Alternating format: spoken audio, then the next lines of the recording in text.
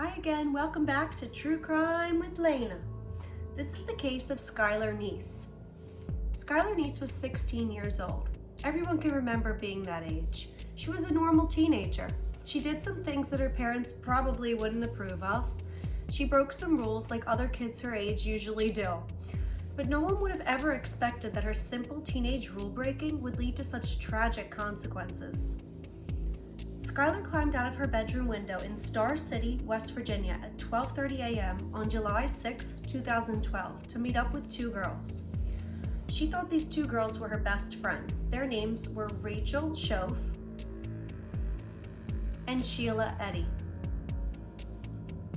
They all made plans earlier in the day to meet up at night to smoke weed. Sadly, Skylar had no idea that this was all an evil plan to murder her. Sheila and Rachel got in the car to pick Skylar up. They brought a kill set with them that included paper towels, various cleaning supplies, shovels, bleach, a change of clothes for the both of them, and knives. Skylar got into the car at 12:35 a.m. according to video footage. They proceeded to drive to a wooded area where they had smoked before, so I'm assuming that Skylar didn't think anything was out of the ordinary. They got out of the car and started to walk when Sheila and Rachel said they forgot the lighter. Skylar offers to go grab it from the car, and that's when the true horror ensues. As soon as she turns to head towards the car, Sheila and Rachel count to 3 together and start stabbing their friend repeatedly. She was literally stabbed in the back by her best friends, her friends who she trusted and cared about. She really fought for her life. Sadly, it was too much for her since it was 2 people with knives stabbing her. However, during the shuffle, Skylar did grab Rachel's knife and she cut her ankle before she took her last breath. It was just too late though. As I mentioned previously, Sheila and Rachel brought a shovel. They brought this with the intention of burying the body once she was dead. They had to make other arrangements and think fast when the ground was way too hard to dig a hole. They placed the body of Skylar a couple feet from the road, covering her with sticks, dirt, rocks, and leaves. The next morning, Skylar didn't show up for work. This was unusual and a warning sign that something was wrong because she never ever missed work.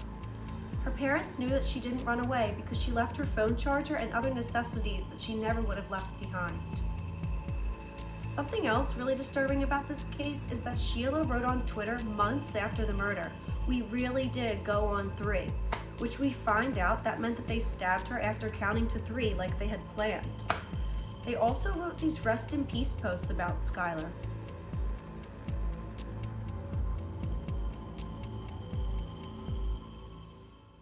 Rachel and Sheila were questioned by police. They lied and said that they picked her up around 11 and dropped her off before midnight near her house.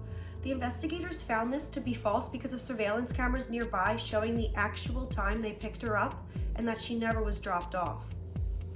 Investigators were also very suspicious because Sheila and Rachel's stories were exactly the same, word for word, and that doesn't happen unless it's rehearsed.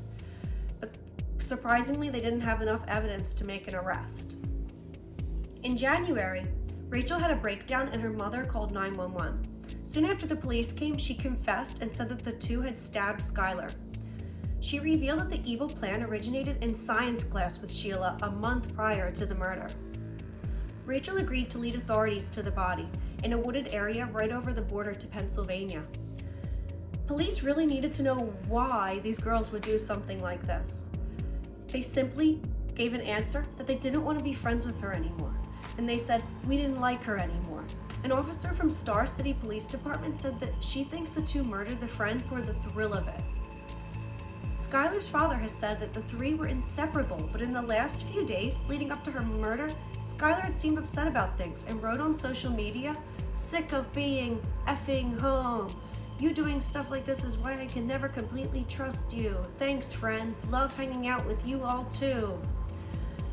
So it makes us wonder what was really going on between the 3 friends. On February 26, 2014, Rachel Schoaf received her sentencing. 30 years in prison, but she's eligible for parole after 10 years served. Sheila Eddy pled not guilty to many charges, including conspiracy to commit murder, first-degree murder, and kidnapping. After facing more charges, she changed her mind and pled guilty to first-degree murder.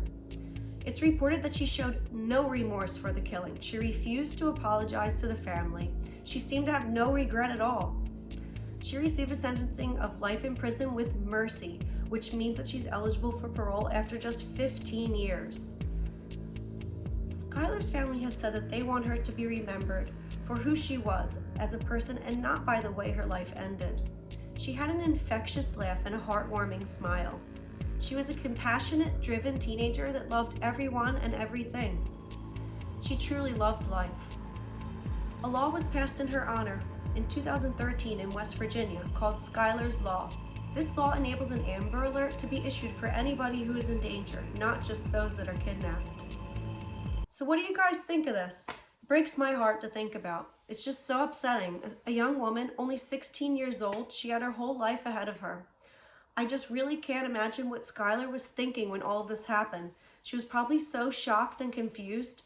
I wonder if she had any inkling that something was up with the two friends prior to this happening. Maybe this was a kind of teenage rule breaking. Skylar broke rules by sneaking out of her house that night. This is normal for teens. These two girls took rule breaking to another level.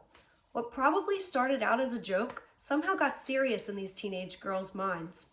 Who knows which one of them came up with the idea? Normally, extreme ideas like this would be shot down.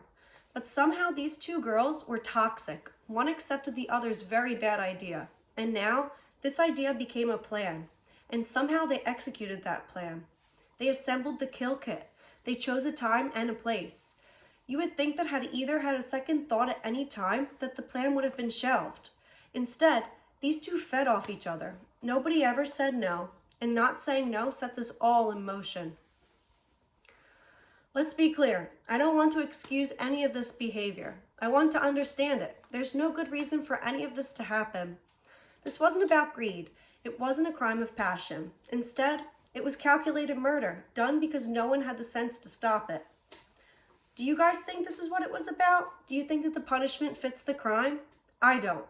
I feel like they both should have gotten life in prison without the possibility of any parole. How can two cold-blooded murderers be considered for parole after only 10 to 15 years?